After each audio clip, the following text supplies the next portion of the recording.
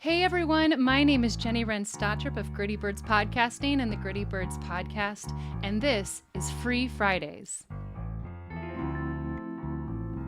Every Friday, I'm going to teach you a new skill. We're going to deep dive into things that help you be a better content director and a better podcaster and being better at working from home, all in hour-long workshops free to you. You're about to watch the week 3 replay of our streaming video, which is all about how you can set up your interfaces. And if you want to watch those streams live, go ahead and go to facebook.com/GrittyBirdsPodcasting and you can be a part of those streams every single week. Yeah, on Wednesdays and on Fridays. We are going to be going live with interviews and workshops. So go ahead, and I hope that this is a helpful video for you today. Okay. Hi. How's it going, everyone? It's Jenny Wren, and this is Gritty Birds Free Fridays, number 3. And today I'm going to be talking about using interfaces with streaming. So for the last couple weeks, we've been kind of being on the cutting edge of what's going on with streaming, and every week it's been changing just a little bit. And one of the questions that I have gotten a lot in the last week or two is, how the heck am I going to go ahead and set up my interfaces? And this is especially helpful for our artists out there because it can be pretty simple to go ahead and just connect a microphone potentially, or even earbuds like this. But in order to be able to have your instrument streaming, sometimes different programs work a little differently. And you want to be able to have all your inputs going in, including if you are in the same place as other people and wanting to stream as well. So I'm really excited to be here, kind of get you started here. And I'm going to have just like the scroller here. If you have not, go ahead, you can go into the comments. And all you have to do is go to streamyard.com/Facebook. And then any of the comments that you're making will be able to be seen here. And I can go ahead and answer any questions that you have as we're moving along. So I'm going to get started. Thanks again for checking on in, and I'm happy to be here. So first, I want to just show you, it's really as easy as using Apple Earbuds.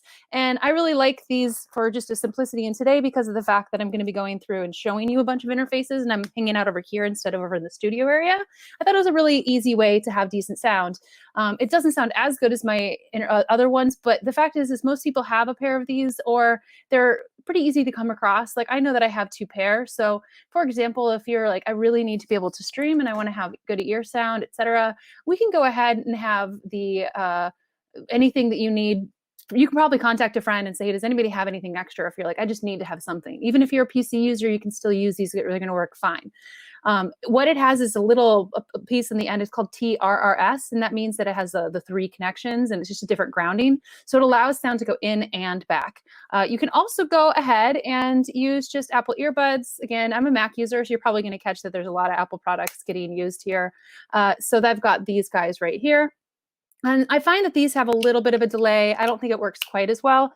But if this is all you have to be able to stream with, it's really not so bad. It's a lot better than just using your built-in microphone. So that's the first one. So we're going to go ahead and we're going to take a look at mixing boards. So another really simple way that you can go ahead and stream through is using the USB connection on your computer and just connecting direct interface into the computer by using an interface. So I have a mixing board. This one actually has a USB that goes in. Not every one does. And you can see just right here it has a USB out. And what'll happen is I'll take this and I'll just go straight into the computer. So here I can have several different inputs. It all goes out in one channel. So this is a really nice option if you're trying to stream music. If you do have that USB option, there is another way that you can use this and into the interface. And I'll be showing you what that is when we get a little bit farther into the interfaces. But first I want to show you a few things on this guy. I'm just going to shut off this little piece really quick. So right here, oh, there we are. You've got your board. And you can see your tracks right here. This is up or down. And up here you have your gain. And your gain is the thing that picks up more of your microphones. This is your XLR connection. And then way over here, you're going to have your master sound. So you've got your master sound, and then you've got your playback. So that's going to be what you're hearing. And you never want to have your gain up like too high. Like if it's way up here, you're going to be picking up a lot of your room. If it's a little bit more about, say, like 1 o'clock, that's going to be a much better place for you to be. And it'll also help you take care of like lowering the room sound. So if you're hearing a lot of like background noise, it really is a nice thing to be able to have. And I like it because I can have sometimes several instruments, and then I'll connect it to my other interfaces so that I can have everything rolling if I'm doing something like streaming and looping. So this is this, and then and then you just have the output that goes into your computer. So I'm going to share screen really quick, and we're going to go ahead and take a look at our this tab. And right here, I've got you can go ahead and see that I've got my external microphone, and if I have those connected, it's actually going to choose that option to be able to go through. So right now, you only see external microphone, but here it would probably say like USB connection or something like that. If your interface does not have that yet, you usually need something called a driver, which means you need to go to their website and just a piece of software that allows your computer to talk to it. If you're a PC user, you really need to add ASIO for all, and that's a program that allows everything to happen in one place. So on Mac, we have something called Core Audio, which means that it processes all the audio in one place, where on PCs, you have to create that little area for them. So that's really helpful. And any of your interfaces, you're going to go ahead and do that. Whenever I get into my programs, I then do that again. Usually if you're in your broadcast waiting room, you can actually test your sound. I like to even do a test even before I start streaming. So the two programs that I use the most to be able to stream are Streamyard, which is a new platform that I'm using because I like it for the interviews and I like the streaming situation that's going on. And then I also have the ability on Ecamm to be able to do all of that. And Ecamm's about 15 to 20 a month. You can also get a free version of it that works really well.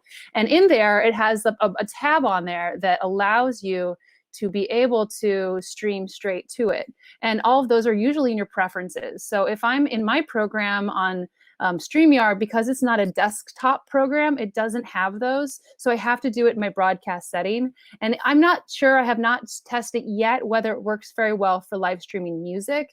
And because of the fact that it sort of has test your microphone, where in Ecamm, it'll put any output that I have going into the computer. So the other way that you can do it is, this is a smaller one. So this does not have a USB connection, but if I want to have more inputs, I can actually go out. So these right here are going to go out into another interface. And I'm going to show you now, we're going to head into the next space, which is, we're going to head into a couple other places. But first, I'm going to show you a Zoom recorder, and then I'm going to show you with those interfaces how you can use both an interface and a mixer if you need to. Because a lot of times you might only have a mixer or an interface that has one single input. And this is especially helpful for musicians that you might want to have more instruments. Like if you're a keyboard player like me, I can't just pick up a microphone.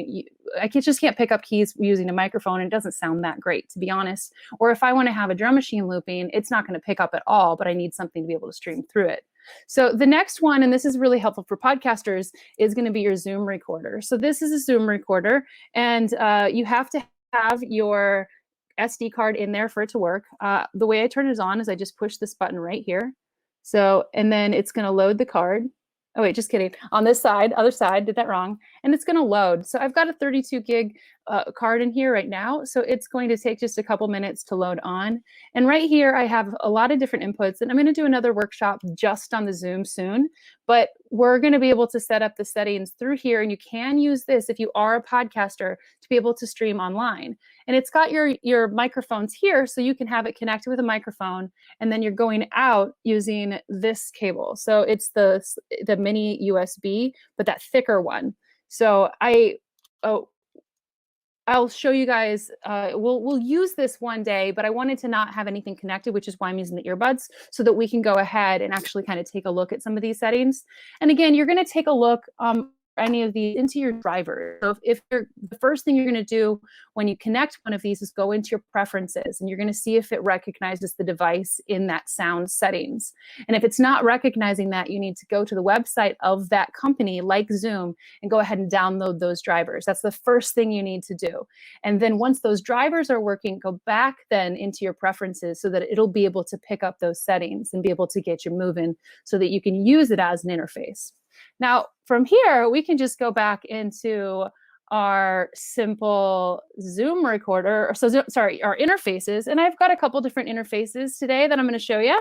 So this is the Focusrite, and I got this for being at the Podcast Editors Conference and speaking at that a couple weeks ago, thanks to Focusrite. They were one of the sponsors. And there's a lot of different companies. So I also have worked with Mackie before. Like they have them, Behringer. Like there's a ton of companies. I'm naming them all off because it's just having just a basic interface, something really simple. And again, this right here, it's like these are our XLR inputs. So this is input 1, this is input 2, and right here is our gain knob. This is the thing that makes it louder or softer. One of the cool things about the Focusrite is that if it's green, it means that you have a good level. If it heads up higher and it turns red, it means that you're blowing out your signal and you want to bring down your gain a little bit because you don't want to have blowout in any of your feeds, no matter what you're doing ever. So on here, it has a choice of instrument or air. Don't worry about air. It's just something that kind of does a lift. But more importantly, there's a couple things over here that I want to show you. One, this is your phantom power. So if you're using something like an SM7B or a condenser mic, and that's going to be really helpful for people who are maybe a guitar player and like singing and playing guitar. And that's going to be your condenser right here. And it needs phantom power to be able to work. And so this is my AKG P420 that I have, and you can go ahead and just use that. It's you only need one mic to be able to pick up a guitar and voice pretty well and have a nice sound for it, and without having to have both mic and a guitar in the other. So I'm going to make sure, though, for it to work, this is a huge thing. I have so many consults where I sit down with somebody and they're like, I can't get my mic to work. And the first thing and the only thing we need to do is go ahead and push this phantom power button. It'll work.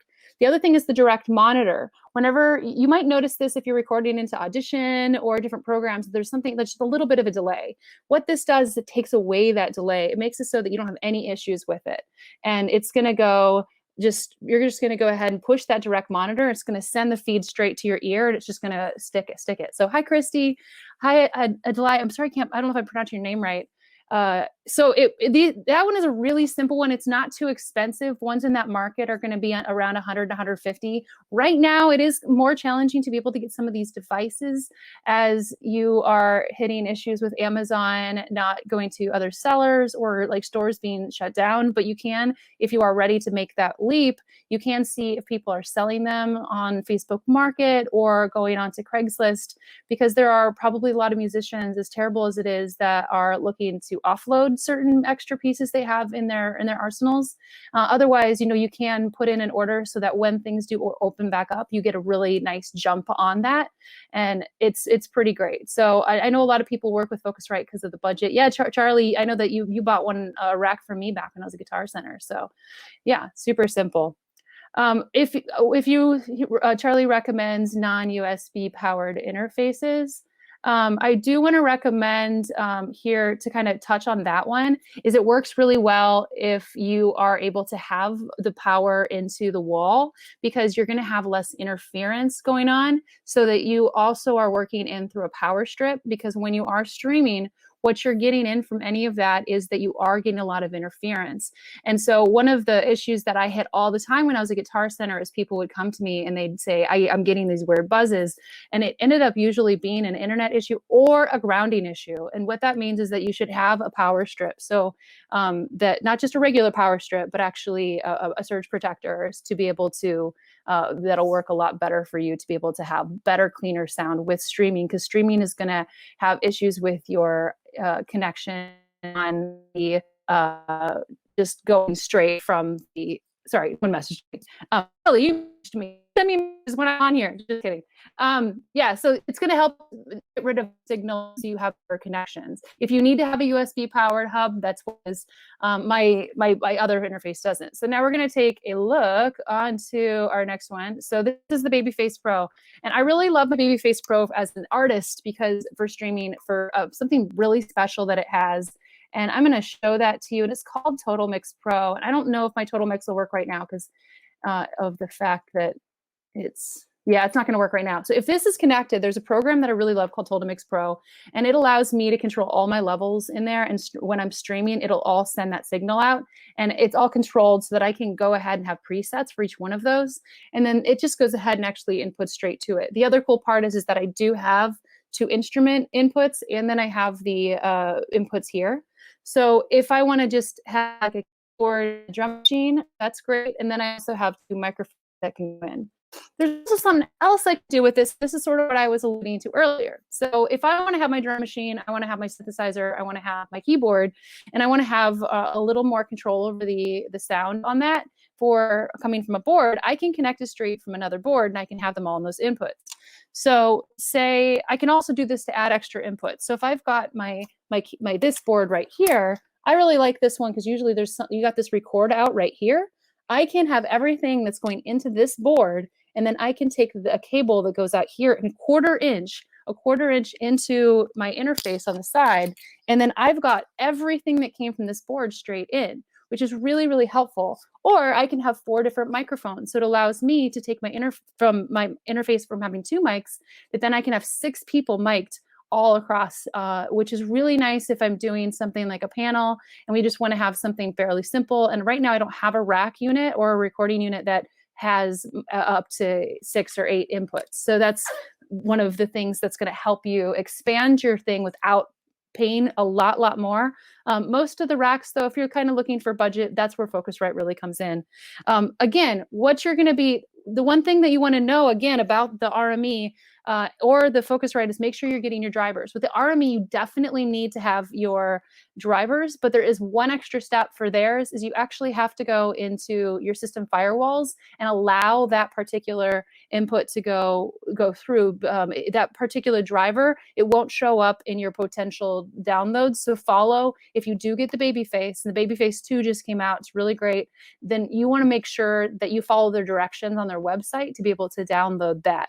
And I really love this device. Of course, you can go ahead and check out like my video that I did with them in the fall if you're interested in that.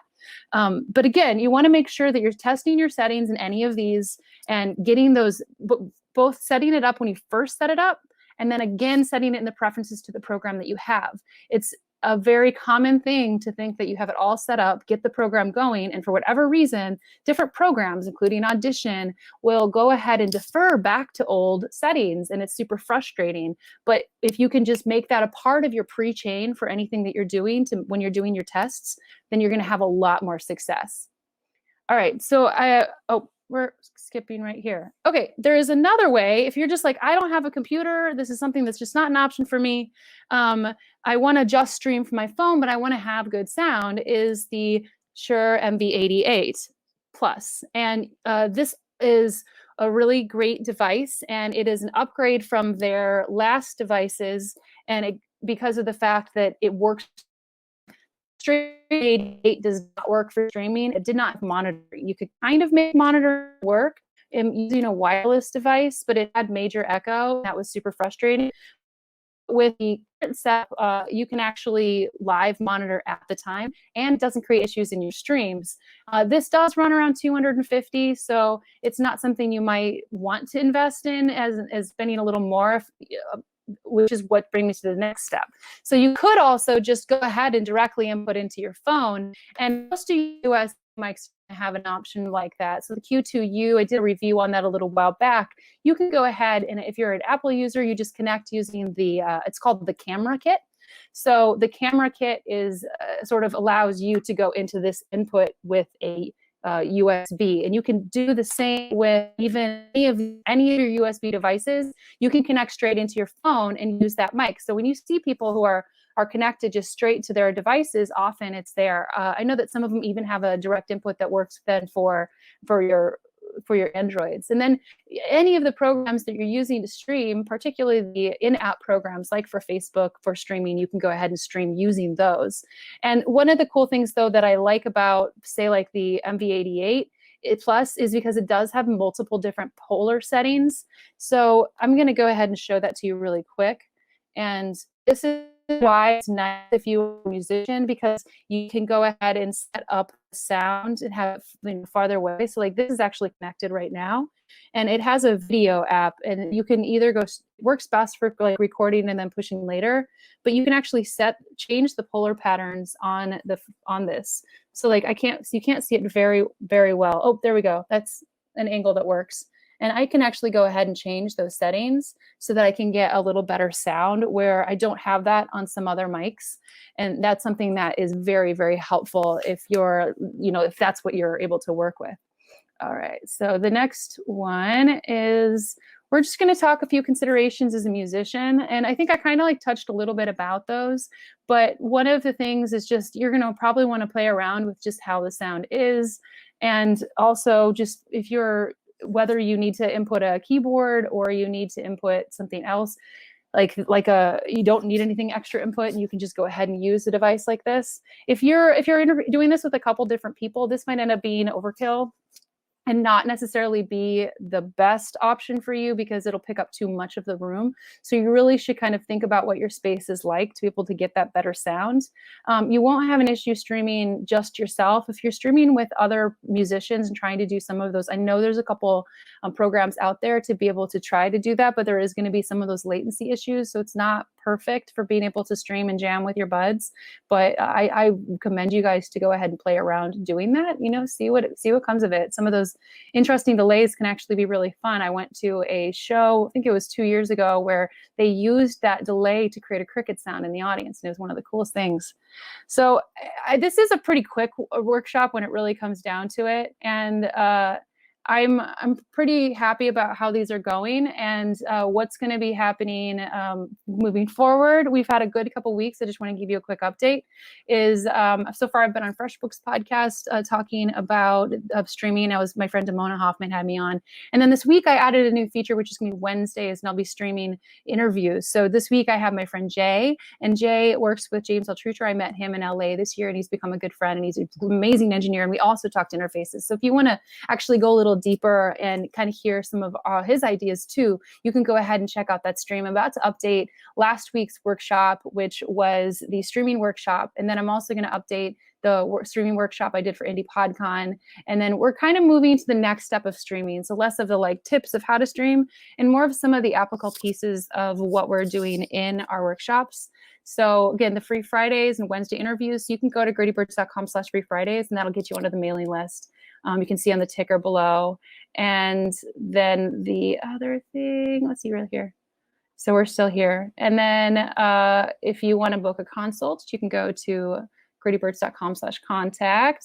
And next week, I'm going to be having my dear friend Clay Groves on, and he has a show called Fish Nerds. And he's worked a lot with a lot of different media. And he's had radio shows, things like that. And I really like his perspective, and his energy is fantastic. And next week, I'm going to kind of start diving into another area. I want to really show you guys how to use some graphic design programs, Canva, because a lot of the pieces of the streaming are then how are we also creating the dialogue around it and sort of our how everything looks in our streams so that things can be great. So you might notice at the beginning of this feed, if you watch back, I have an opening screen, and I've been watching some other ones where I'm probably going to even have a actual pre-video that that'll pop up so that I can just stream straight to Facebook. I mean, straight to YouTube, which is going to make things really simple. So next Fridays is about setting up your press kits, because if you are interested in going on shows, it's really helpful for people to be able to, not just even the pitching, but if somebody comes to you, to be able to just send them your media kit really easily. And I have that saved different places, but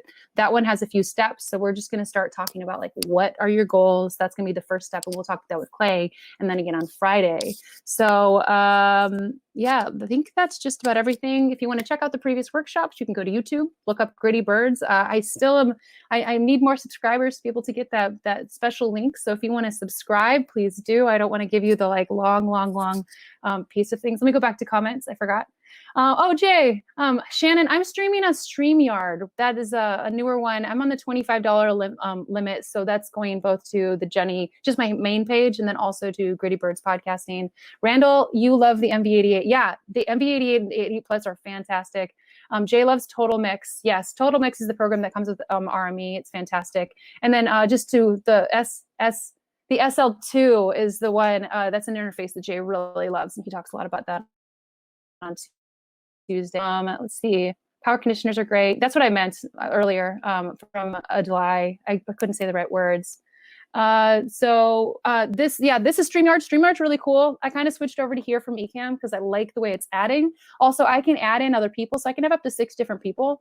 So, I mean, Charlie, I'd love to have you on one of these weeks to talk about the stuff you do. I mean, my gosh, everything you do is really interesting as far as tech. On one of the Wednesdays, that'd be fun. I know it's like all dudes. I don't know. This is just. I also want to have women. Shannon, I'd love to have you on talking about like how things have been going with the comedy circuit as well. That'd be SSL2. Okay.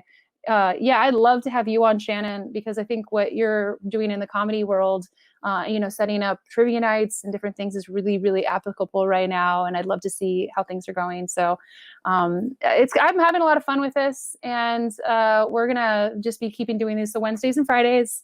And then I'm just going to be putting these straight to YouTube. So that'll make it really simple that you can go here at one, I'll still stream to my main page and then the other one, which is going to be able to be really cool. So Randall, I think I want to see if I can do preloaded video clips. I think we should be able to because of the screen share. I'm going to play around with that. We'll have to see. And then we can also throw that question out to some of the other podcast world.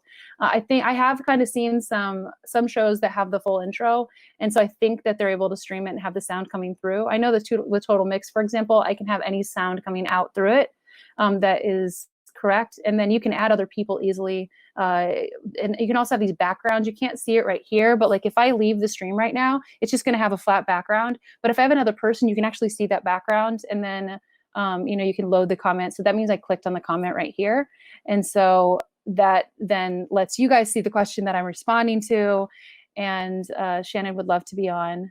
And this is the SSL2. So this is a nice one. It's kind of fun. I stepped away from Zoom just because once I realized I just wanted to stream the workshops instead of having a bunch of people in there, it didn't make sense to use Zoom. And right now, one of the huge recommendations is not to have an open link because of people who are trolling and doing kind of gross things on Zoom. But if you have a private link, so previously I'd said don't have a password, but I am kind of changing my tune on that. I think you can have a public stream if you want to have a public stream for a bunch of people, like if it's kind of a party situation, like in the afternoon, like some of the happy hour situations that I've been a part of. If it's something that you want as a workshop style, that's where you want to have the mute and probably go ahead and have a password for that just to keep you protected. If you're interviewing someone else on those, you don't really need a password. The other thing about StreamYard is that it will record with my 25. I can record up to 4 hours. So on here, if I had, say, a virtual workshop or a virtual summit, I can do summits on here and I can just bring in new people and then it goes back to the broadcast. If anyone's in there, I can bring them in and the broadcast and I can just add them in as you go, which is something that happened last week for Indie PodCon that Joe Pardo did. And then him and I also did an interview on Wednesday, which we talked about resilience, which is a topic that I've been really focused on this year.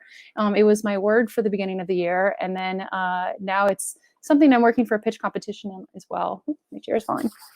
So I think that's just about it. Do we have any other questions? Yeah, external mixers are nice. Yeah, it is nice to have an external mixer. I recognize most people don't have as much gear as I do. So I recognize you don't necessarily needing to. Yeah, Charlie got it going too. I'd love to hear how you did it. I did beta test this earlier with my Focusrite. So you can, I know that with Ecamm Live, it's really easy and it picks it up. And I'll go ahead and also in the future try it out with StreamYard, but I did not test it out with StreamYard yet, just because it doesn't let me do like a private thing and I'll have to send it to one of my private groups. Well, I hope that you guys are having a great day. I think we're just about there on everything. And so you can check out the previous workshops. If you are not signed up for it yet, you can go to grittybirds.com/free Fridays and I send out an email to my email list with a reminder of it happening and what the topic is going to be that week. And then that'll also have the links to the previous weeks if you want to just keep updated. That is where you can find that information. And of course, you can always book me for a consult. And those are also over at grittybirds.com/contact. And of course, Charlie, I've been really wanting to do this one. I got that one a lot this week. It was like, how do I do this? And I'm like, I need to just do this one all together. So thanks for everything. And then I think this is about it for now. I will catch you guys a little bit later next Friday, next Wednesday. I haven't figured out the time exactly that we'll have Clay, but you're going to love him. He's wonderful. I love him dearly. So we'll catch up soon. And I hope you guys are all having a fantastic Friday. All right, catch you later. Bye.